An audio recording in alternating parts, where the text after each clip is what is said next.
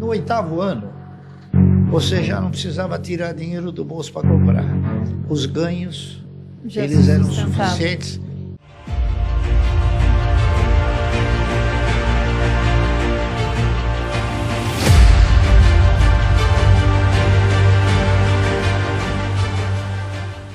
E quantos anos você tinha quando comprou a primeira ação?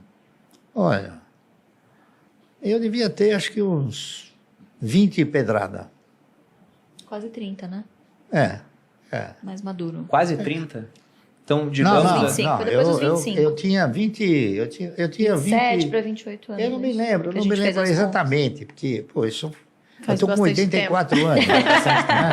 E eu não me lembro o dia, a hora, o momento, né? Eu me lembro que eu comprei, né? Você lembra mais ou menos o ano? Olha, foi por volta de 1967, foi um pouquinho antes. Já era o período do governo militar, então. Período militar. Porque o que eu acho interessante, né? A gente não vai colocar exatamente a idade, mas entre 25 e 30, pegando aqui o que a Louise falou, que de vez em quando eu recebo o pessoal perguntando se está muito tarde para começar. Nossa, estou com 30 anos, não comecei a investir em ações. O pessoal pega o exemplo, até o seu, por exemplo, que começou a investir com 14 anos, ou o Buffett, quando ele fala lá fora que comprou as primeiras ações com 10 anos, inclusive fala até que ele estava desperdiçando a vida antes. Então, lógico que começar antes é sempre muito melhor. Mas você não começou investindo logo de cara. Então, você trabalhou um tempo até descobrir sabe o investimento em empresas. A maioria do cidadão brasileiro, ele desconhece o efeito multiplicador que existe em você adquirir ações. Então, ele desconhece a perspectiva de ganho que tem nas ações. Então, se ele começa com 30, ele já vai achar que ele está velho demais. Não está, entendendo? O ganho em ações é uma coisa que ele é imprevisível, entendeu? Então, você sendo bem orientado, não há dúvida nenhuma que você vai ganhar, você vai ser muito melhor beneficiado do que qualquer outra aplicação. E quando você começou a comprar essas primeiras ações, o intuito já era formar uma carteira que um dia seria responsável pela sua aposentadoria, pela sua previdência ou não? Eu pensei no seguinte, em 1970, 71, foi uma época em que a economia passou a exercitar uma forma mais real, não é isso? E, nessa ocasião, a maioria dos fundos de previdência privada começaram a quebrar. Então, inúmeros fundos que ainda hoje se comenta, né, que eram fundos particulares. Era Pereira Barreto, Providence, Montepio da Família Militar, GBOX, uma série deles, né? Então, eu comecei a ficar, assim, eu diria até preocupado, né? Se os fundos de previdência privada quebraram, até que ponto uma previdência sustentada pelo Estado poderia me proporcionar uma renda mensal digna, não é isso? No futuro. Então, eu comecei a pensar no futuro. E, pensando no futuro, eu fui avaliando o quê? Fui avaliando as oportunidades que se ofereciam na época, não é isso? Que era letra de câmbio, ORTM, ARTP, bônus rotativo, tinha uma série de aplicações, não é isso? E tinha também ações que você participava no projeto de empresas, não é isso? Então, eu fui fazendo avaliações e cheguei numa conclusão de que seria talvez um pouco difícil, é isso? A Previdência proporcionar um retorno. Então, eu fui buscar uma outra fonte de previdência, uma outra fonte. Então, eu examinei inúmeras fontes. A RTM, o RTP, bônus, LC, tá certo? Contratos mercantis, enfim. Cheguei na conclusão que as ações elas ostentavam e reuniam condições, se você tivesse a participação em bons projetos, em projetos de empresas futuristas, de você estar assemelhado com a postura do controlador ou dos maiores acionistas. Então, eu comecei a fazer o quê? Um estudo mais profundo de algumas ações de empresas que pudessem garantir ao longo de um período, não é isso? Longo, essa condição, a condição de te proporcionar uma renda mensal. Então, eu comecei a analisar com bastante profundidade, não é isso?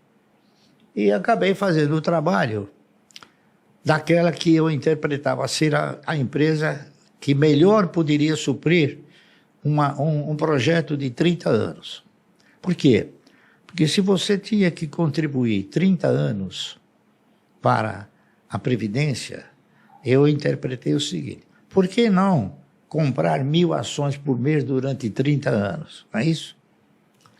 E foi o que eu fiz. Então, eu fiz um trabalho, né, que recaiu sobre ações de uma empresa chamada Anderson Clayton.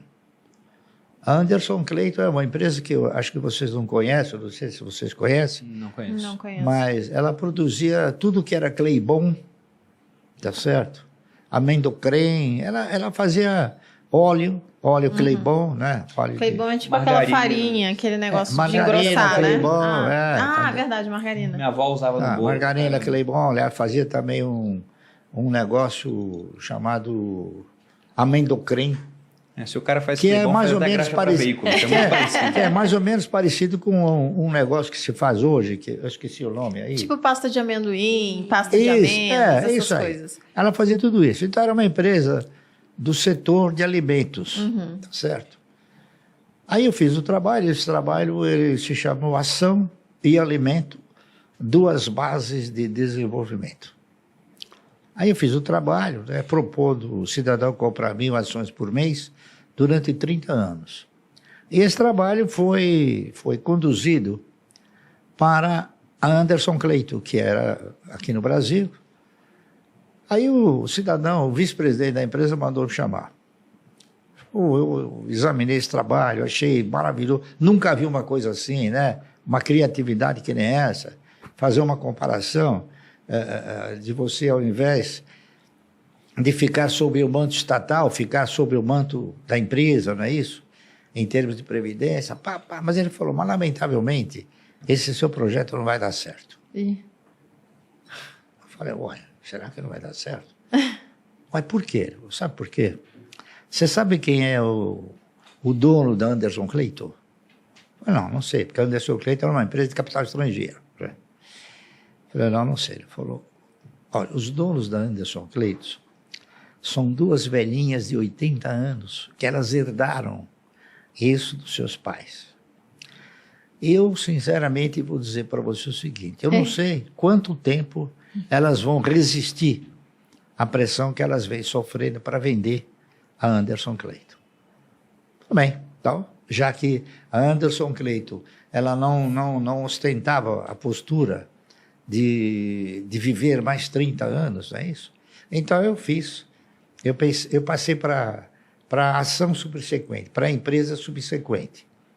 Porque a empresa tinha que ter duas condições importantes. Primeiro, perenidade. E segundo, tinha que ter o quê? Tinha que ter sustentabilidade, tá certo? A Anderson Clayton era a empresa que pagava o melhor dividendo do mercado. Por quê? Porque ela mandava para fora. Aí a empresa, em segundo lugar, chamava-se Centrais Elétricas de São Paulo, CESP. Aí eu fiz o trabalho sobre a CESP. Só que eu não tinha a convicção de que as ações pudessem representar essa sustentabilidade. Eu tinha esperança, tá entendendo? Então, o que eu fiz? Eu realizei o trabalho propondo ao cidadão comprar 1.000 ações por mês da CESP. A CESP, estatutariamente, ela pagava dividendo mínimo, prioritário e obrigatório, de 10% sobre 1. 10% sobre 1 é 10%. 10% sobre a metade é 20%. Então ela custava 45, 50 centavos. A Anderson Cray também custava 45 centavos. E dava mais ou menos... E dava uma bonificação de 10% todo ano em novas ações. Então eu fiz o trabalho, fazendo uma tabela, né, mostrando o primeiro ano, segundo ano, até o 30º ano. O que aconteceu? E aquele trabalho mostrou uma coisa interessante. No 8º ano, você já não precisava tirar dinheiro do bolso para comprar. Os ganhos, eles eram suficientes para suportar as compras de 1.000 ações por mês. O que era um negócio que eu não sabia, fiquei sabendo porque eu fiz o trabalho. E esperançoso de que as ações pudessem efetivamente proporcionar uma renda mensal digna, eu denominei esse trabalho de Ações Garante o Futuro. Eu não tinha certeza, eu tinha esperança, não é isso? Uhum. E eu fiz o trabalho, aí o presidente da CESP mandou me chamar. O presidente da CESP, na era um cidadão chamado Lucas Nogueiras Garcês. Ele foi governador do estado. E o diretor financeiro era um cidadão chamado Moacir Teixeira. Aí eu fui, conversei com ele, ele me chamou lá no salão nobre lá da CESP. Chegou para mim e falou, seu Márcio, eu quero comprar o seu trabalho. Falou umas 10 vezes. E eu falei 10 vezes para ele, mas eu não fiz o trabalho para vender. Uhum. Fiz o trabalho porque eu sou do mercado e eu quero mostrar a minha contribuição para o mercado, se é que ela tem alguma validade. Não, ele elogiou o trabalho. Até que no fim eu cheguei para ele e falei assim, me diga uma vez, para que o senhor quer o trabalho? Ele falou, eu quero o trabalho porque eu vou editar esse trabalho. Eu peguei o trabalho e falei, não precisa me pagar nada. Ele falou, sabe de uma coisa? Eu vou mandar fazer esse trabalho e vou botar o seu nome, coisa que eu jamais faria. E ele fez. Mandou editar o trabalho com o meu nome. Ações Garante o Futuro. Então, agora eu tenho dito para ela o seguinte, esse título que eu coloquei era o título da esperança, tá certo? E hoje? O que eu diria hoje? Eu modificaria esse título? Claro. Eu acrescentaria um O. Então, Ações Garante um ótimo futuro. Com certeza, né? Deu certo no final. Deu